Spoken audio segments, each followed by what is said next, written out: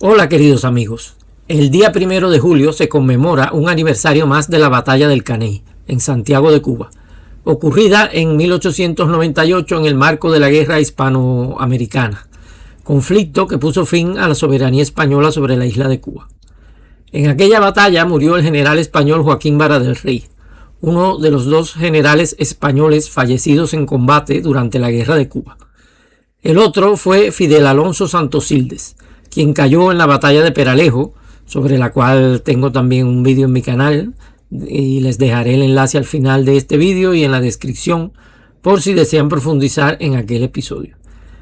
En su momento se escribió que Vara del Rey había caído combatiendo, herido 2 veces, rodeado apenas por un puñado de hombres, los últimos restos de sus tropas, había exclamado "fuego, muchachos", cuando una tercera bala vino entonces a cegar su vida. La realidad de su final no fue tan apoteósica como la leyenda que se construyó posteriormente, pero esto no resta mérito ni brillo a su valerosa actuación durante aquel aciago día, decisivo para el futuro de Cuba y España. Hoy los invito a conocer más detalles de estos acontecimientos. Yo soy Pedro Enrique Pujals y este es mi canal histórico, El Tesoro del Presidente.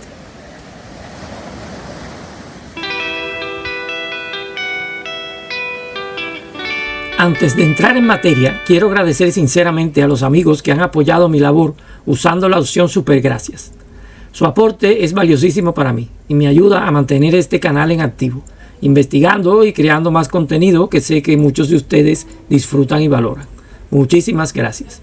En el contexto de la guerra hispano-estadounidense, las tropas norteamericanas desembarcadas en Daiquiri y Siboney el 22 de junio de 1898 se lanzaron al ataque de Santiago de Cuba el 1 de julio de ese mismo año, con el objetivo de tomar la ciudad y lograr así la captura de la escuadra española que permanecía fondeada en su puerto. Esta flota se encontraba bloqueada debido a la decisión del almirante Pascual Cervera de mantenerla dentro de la bahía, una medida que ha sido objeto de debate histórico al considerar algunos, yo entre ellos, que contravenía las órdenes recibidas y limitaba las posibilidades de acción de la escuadra española, comprometiendo el resultado de toda la guerra, como en efecto sucedió.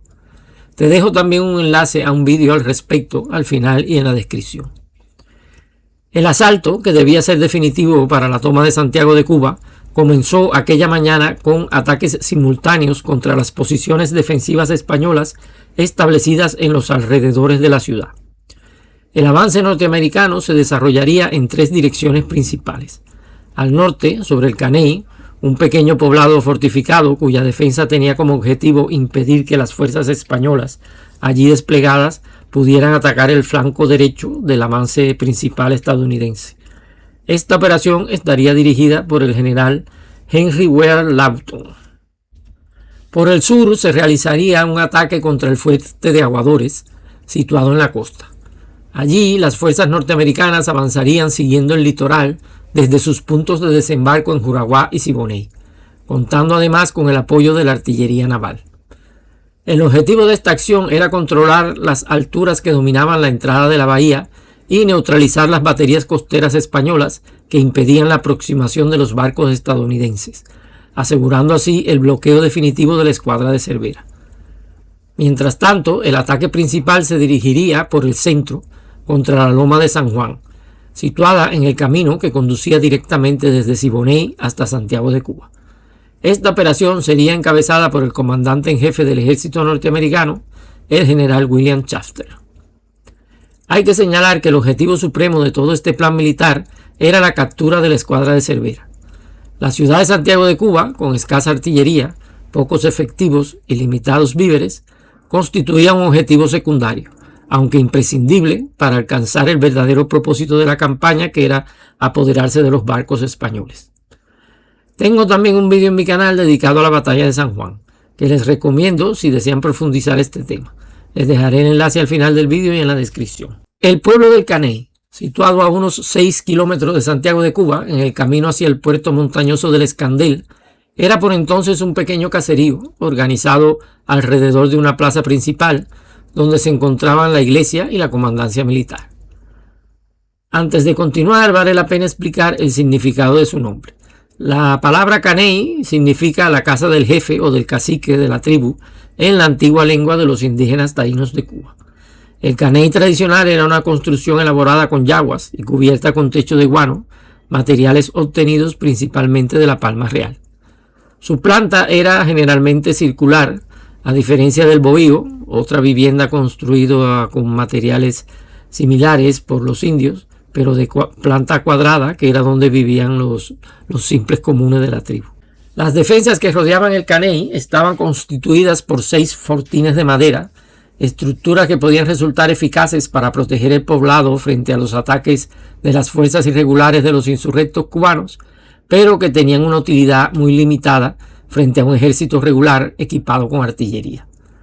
El punto más importante del perímetro defensivo era el fuerte del Viso, situado a medio kilómetro del núcleo del poblado, sobre un pequeño cerro que dominaba la zona circundante. A diferencia de los demás puestos defensivos, estaba construido de mampostería, lo que le proporcionaba una mayor resistencia. La palabra viso pertenece al antiguo vocabulario militar español y se utilizaba para designar una posición elevada desde la cual se podía obtener una amplia observación del terreno. Su origen está relacionado con la idea de vista, haciendo referencia precisamente a un lugar donde se domina visualmente una zona extensa. Además del fuerte y los bloqueos mencionados, las defensas contaban con una alambrada de púas y una red de trincheras de tipo carlista. En este sistema defensivo, la tierra extraída durante la excavación no se acumulaba formando un parapeto visible, sino que se esparcía alrededor de la trinchera con el propósito de dificultar su localización y mantenerla oculta al enemigo.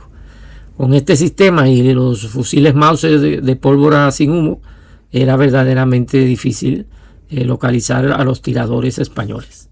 También la iglesia de piedra y algunas de las casas de construcción más sólidas habían sido aspilleradas, es decir, se les habían abierto pequeñas troneras o aberturas defensivas para permitir el fuego de los fusiles y contribuir a la resistencia del poblado.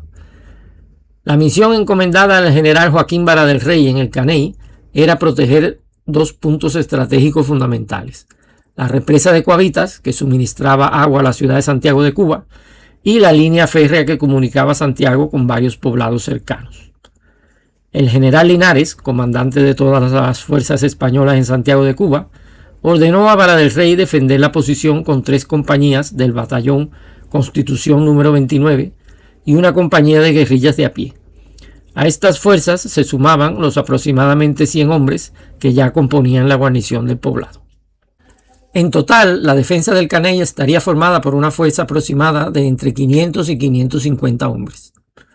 El general don Joaquín Vara del Rey había nacido en 1841 en Ibiza, Islas Baleares, y procedía del arma de infantería.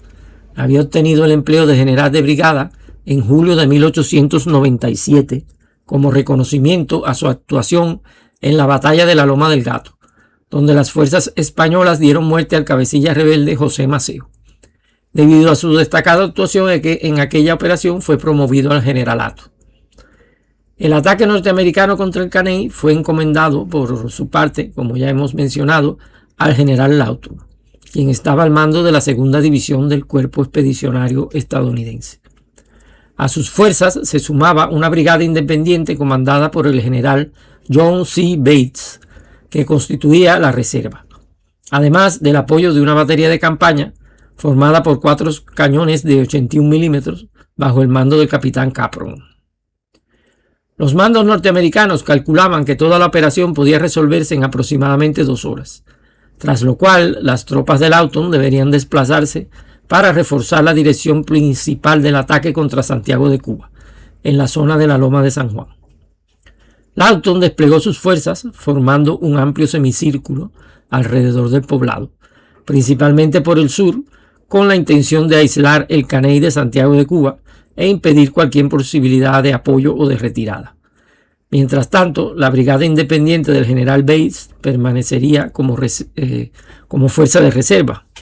La artillería norteamericana fue emplazada aproximadamente a 1 kilómetro del poblado, sobre una altura desde la cual dominaba el fuerte del Viso.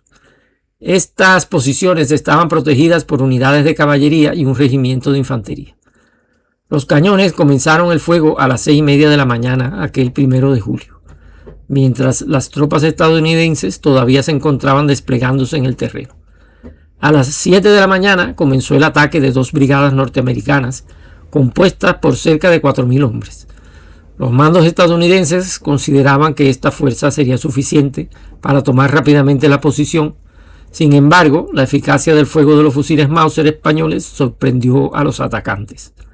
Las descargas españolas, bien dirigidas desde posiciones defensivas bien ubicadas y ocultas, causaron numerosas bajas y lograron detener el primer asalto norteamericano, que fue rechazado. Ante la resistencia inesperada, el general Lawton decidió reforzar el ataque incorporando una nueva brigada al combate. Sin embargo, este segundo intento tampoco consiguió romper la defensa española del Caney. El error más grave cometido por Lawton en el Caney fue su defectuosa evaluación de las fuerzas enemigas.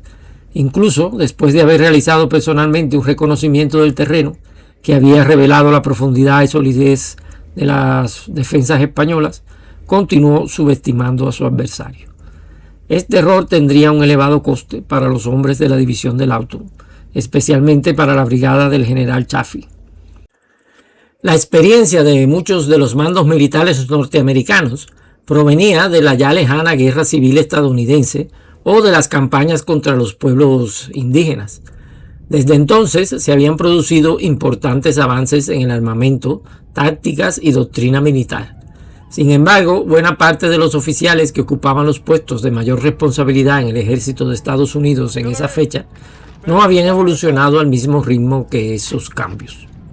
Lawton, por ejemplo, lideró la persecución y captura del célebre jefe indio Jerónimo, y quizá creyó que estaba lidiando con los apaches en el Caney.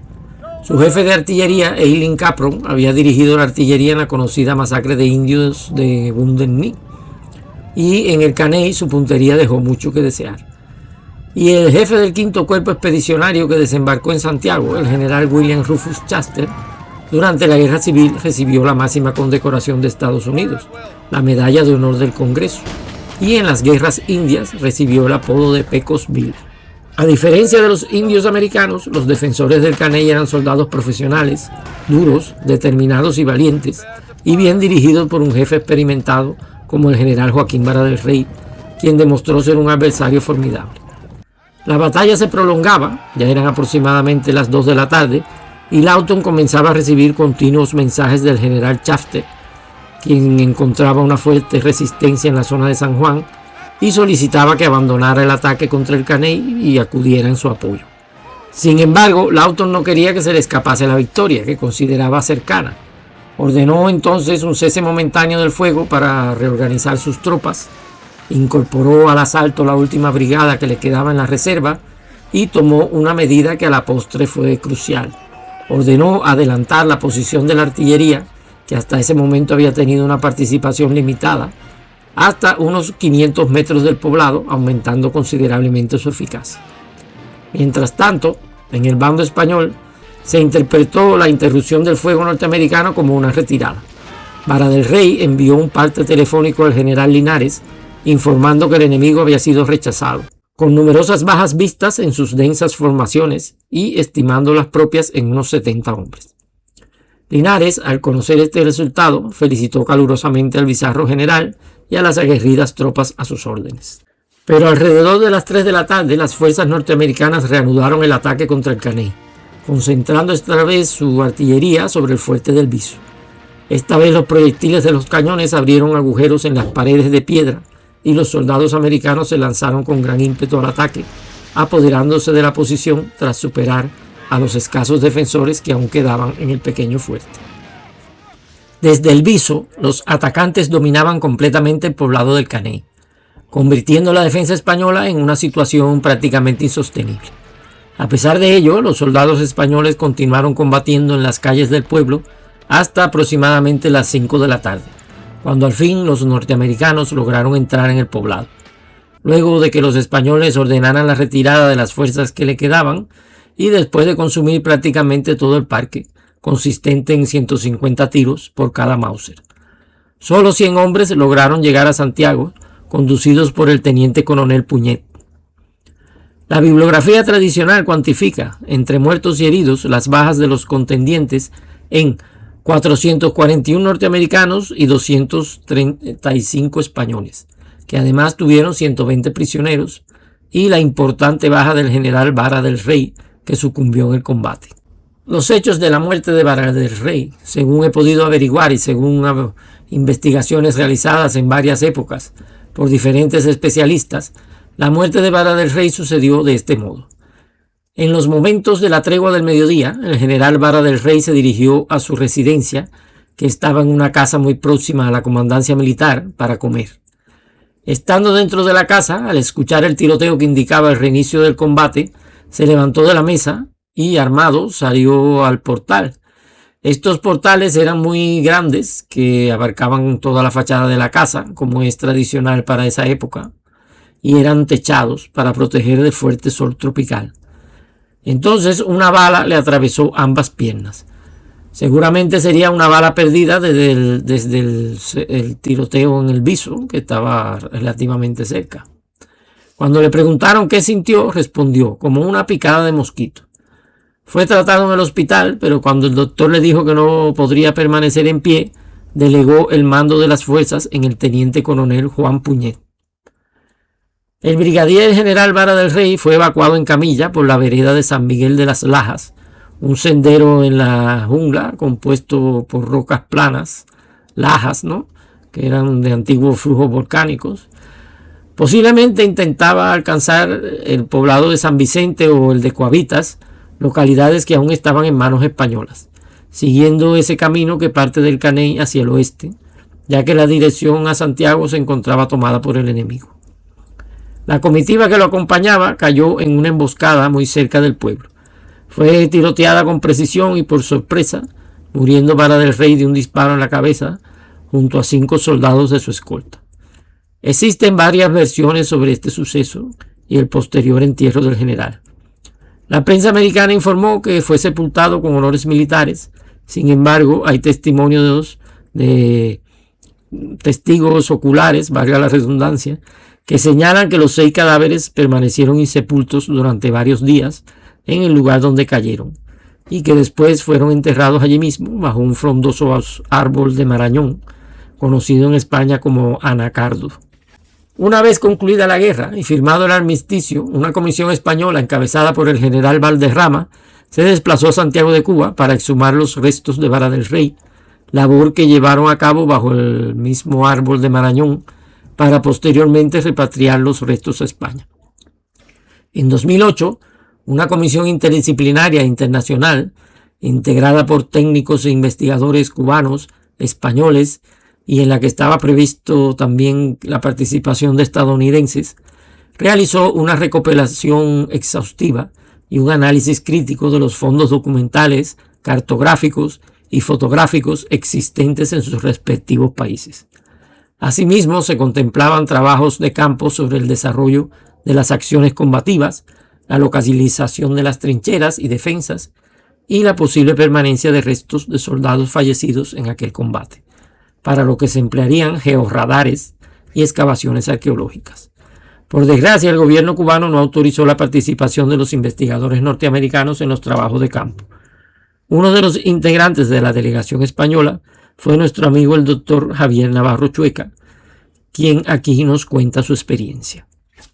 Ver los fallecidos del Constitución 29. Constitución 29 es merece una historia este batallón. Sabes que los americanos, cuando toman la ciudad, iban buscando todos el distintivo, el 29, el más codiciado por los americanos, el 29, porque es el que llevaba los soldados de Constitución, que se distinguieron en el Caney. Ah, este era el del Caney, ¿no? Sí. Después también quería hablar, que me contaras algo sobre la exhumación de Vara del Rey o de los muertos estos del Caney. Es una historia también que está por completar. Sí. Porque estuve allí en el lugar donde estuvo enterrado y donde se inhumó, me acompañó una gente de Caney, me parece muy con Omar. había el gran Marañón, el árbol donde... Sí, el Marañón. Un Marañón. ¿Todavía existía el Marañón ese? Sí, hay árboles, gran tamaño. Pero ese puede ser un rebote de... Sí, igual ya es otro. Porque había... Un hijo o algo de eso. Está en las traseras de unas tiendas, de unas casas de campo bajas con pocilgas de sello. Sí. Bueno, a Vara del Rey lo matan cuando va por el camino el camino ese de tierra que sale desde la plaza del Caney a San Luis se llama sí, y lo matan desde una elevación que hay, se ve perfectamente, hay unas trincheras de tipo carlista. Sí. Y los matan y los dejan ahí en el terreno, sí, en el camino de tierra. Matan a él y a 4 o 5 soldados que lo llevan a la caballería que transportaba sus objetos personales, sus ropas de cama y tal, y a un sobrino, que no hijo. Es otra historia. Ahora que si Vara-Rey murió él y sus 2 hijos. Vara-Rey, el hijo de Vara-Rey, un hijo, no tuvo ningún hijo muerto en Cuba. 2 sobrinos y un hermano. Cuando lo enterraron, lo dejaron ahí muerto. El general Safter manda una nota toral diciendo que tiene su poder al hermano de Vara-Rey, le comunica que ha fallecido, que ha sido enterrado con honores militares, totalmente falso, porque el cadáver lo dejaron descomponiéndose ahí un par de días o 3, hasta un periodista norteamericano hizo, bueno, era francés, pero publicó trabajaba para el periódico norteamericano, tuvo una instantánea, se publicó en forma de grabado de la prensa americana y lo enterraron allí al pie del Marañón. Y luego fue una comisión española de médico y tal, y médico, un oficial y algunos soldados, y los deshumaron junto con se llevaban a Santo Gilde y a Eloy Gonzalo. Sí. Y a Jorge Bustamante. Pero eso fue unos años después, ¿no? Sí. Un poquito, no, meses después. A los que repatrian. Sí. Eloy Gonzalo y Bustamante. Y Vara-Rey. Y bueno, estando yo ahí en Santiago de Cuba, en la biblioteca, hay un periódico que cuenta la historia de que un médico, si hago memoria te di el nombre, que era Mambí, había sido sargento de los sublevados,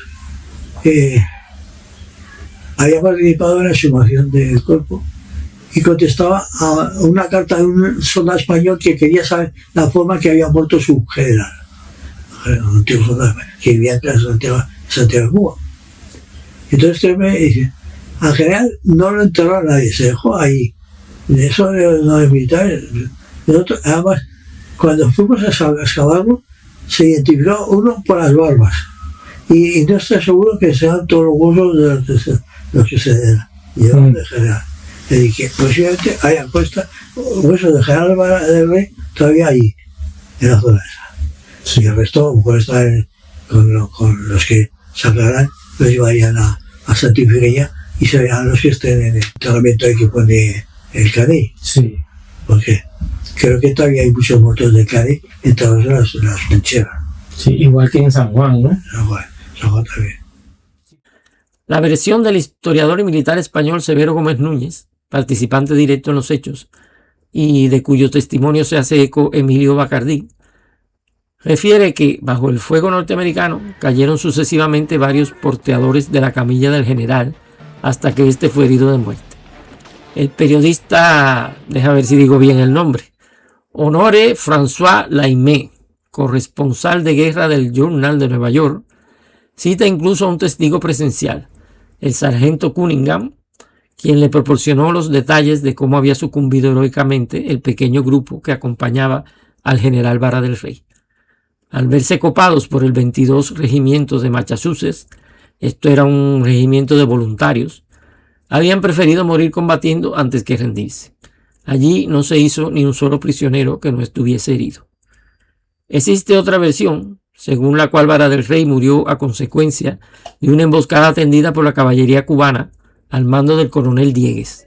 Esta versión la aporta el autor cubano Gerardo Castellanos García en un texto de 1927. Castellano llega incluso a dar el nombre del capitán cubano José Vargas, descrito como un magnífico tirador, quien habría apuntado con su Remington y disparado, matando a Vara del Rey. El cráneo del general, en efecto, presentaba un orificio de bala de gran tamaño, probablemente de calibre 11 milímetros, muy empleado en esa contienda. Ese calibre puede corresponder al Remington, de uso frecuente entre los cubanos.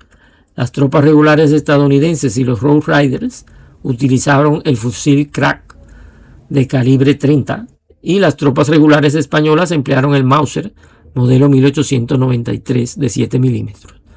Sin embargo, algunas unidades de voluntarios estadounidenses usaron el antiguo Springfield, conocido como Trapdoor modelo 1873 de calibre 11 milímetros, un fusil que los americanos suministraron también en gran cantidad a los insurrectos cubanos. Los cubanos estaban definitivamente presentes en la zona, pues los norteamericanos no empleaban a las tropas insurrectas en primera línea, sino que les encomendaban misiones secundarias, auxiliares, como el cerco a Santiago de Cuba por el norte y el oeste, franja que incluye el área del Caney. Pero también operaba en tareas secundarias el segundo regimiento de infantería de Massachusetts, compuesto por voluntarios norteamericanos, armados con el Springfield de 11 milímetros, y retirado de la primera línea en el Caney precisamente por lo anticuado de sus fusiles. Personalmente concuerdo con Javier Navarro y considero que la emboscada en la que murió Vara del Rey pudo ser obra de cualquiera de estas dos fuerzas o incluso de una combinación de ambas. El periodista cubano José de Armas Cárdenas, empotrado, como diríamos ahora, en las fuerzas norteamericanas como corresponsal del diario The Sun, fue testigo principal de cómo apareció el cadáver. Y nos escribe: cerca de unos matorrales vi un grupo de 6 hombres, 2 caballos y un mulo muertos, todos. En el centro, un hombre de barba canosa, boca arriba y sin sombrero ni armas. Era Vara del Rey. Según el corresponsal de guerra del Journal de Nueva York mencionado anteriormente, este que tiene un nombre francés, Honoré François Lainé, al segundo día del combate los cuerpos del general Vara del Rey y sus compañeros permanecían aún insepultos, y las auras, que son unos buitres propios de Cuba, se daban un festín. Escribió: aquel cuadro era realmente triste, y recuerdo que el hecho de ver abandonados a un valiente general español sobre el suelo de Cuba, a merced de las aves de rapiña, fue para mí presagio tremendo de cómo quedaría pronto abatido y en ruinas el poder secular de España en América. El cuerpo de Vara del Rey, cuya identidad no ofreció dudas gracias a las insignias de rango y su característica barba, fue enterrado al parecer 2 o 3 días después de su muerte por los mambises, siguiendo órdenes del general Caristo García. Entre quienes verificaron la identificación se encontraban el coronel Pedro Echeverría, Vicente Mestre Amable y otros oficiales, quienes dispusieron que Vara del Rey fuera sepultado con los honores que la situación de guerra permitía, es decir, prácticamente ningún honor. El entierro se realizó en una tumba poco profunda, junto a un árbol frondoso, que desde entonces se conocería como el Marañón de Vara del Rey. Allí fue donde la Comisión Española lo encontró 5 meses después, cuando acudió a exhumar sus restos.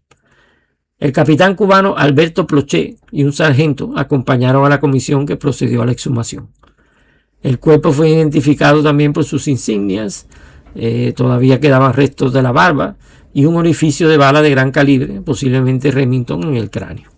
Junto al general cayeron varios de los oficiales que lo acompañaban: su ayudante, el teniente Domínguez, y su hermano, el capitán Antonio Vara del Rey, que resultó herido y murió algunos días después.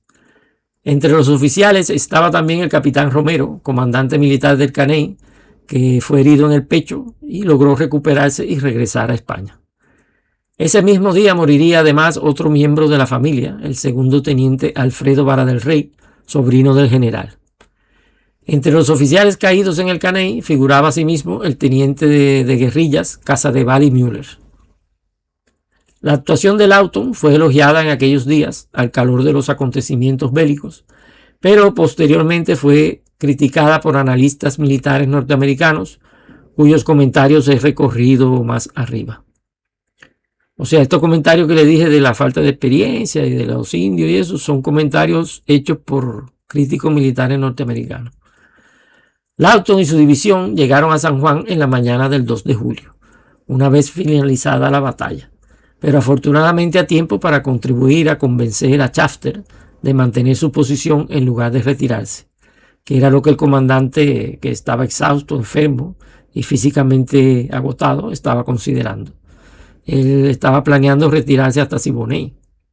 Los enemigos de Vara del Rey en el Caney no tardaron de seguirlo a la tumba. El general Henry Lawton cayó muerto un año después en la batalla de San Mateo, combatiendo contra los insurrectos filipinos, y el capitán Capron murió 2 meses más tarde, víctima de una enfermedad contraída durante la campaña de Santiago de Cuba. Este oficial había perdido a un hijo el mismo día 1 de julio. El hijo de él estaba alistado en los Rough Riders y cayó en la batalla de San Juan. La comisión del general Valderrama exhumó y repatrió los restos del general Vara del Rey. También los restos del general Fidel Alonso Santosildes y del soldado Eloy González García, héroe de Cascorro. Durante el traslado del féretro desde el Caney hasta Santiago, se sumó al cortejo fúnebre un batallón del 5º Regimiento de Infantería del Ejército de Ocupación de los Estados Unidos, con su banda de música.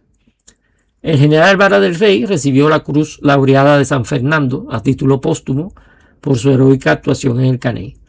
Fue concedida asimismo la Laureada Colectiva al 1er Batallón del Regimiento Constitución número 29, al que pertenecían sus hombres. Los restos mortales del general Joaquín Vara del Rey reposan en el mausoleo de los héroes de Cuba y Filipinas, ubicado en el cementerio de Nuestra Señora de la Almudena en Madrid. 127 años después, la figura del general Vara del Rey sigue despertando respeto a ambos lados del Atlántico. Es la imagen de un soldado que cumplió su deber hasta el final, en una guerra ya decidida, en una isla que España estaba a punto de perder para siempre. Su nombre quedó unido al de una batalla que, pese a la derrota, se contó entre las resistencias más tenaces de aquella guerra. Si este capítulo de historia te ha resultado fascinante, tanto como a nosotros, ya sabes lo que puedes hacer. Suscríbete al Tesoro del Presidente, dale like, y si quieres apoyar que sigamos rescatando estas historias olvidadas, un super gracias siempre es bienvenido. Nos vemos en el próximo vídeo. Hasta luego.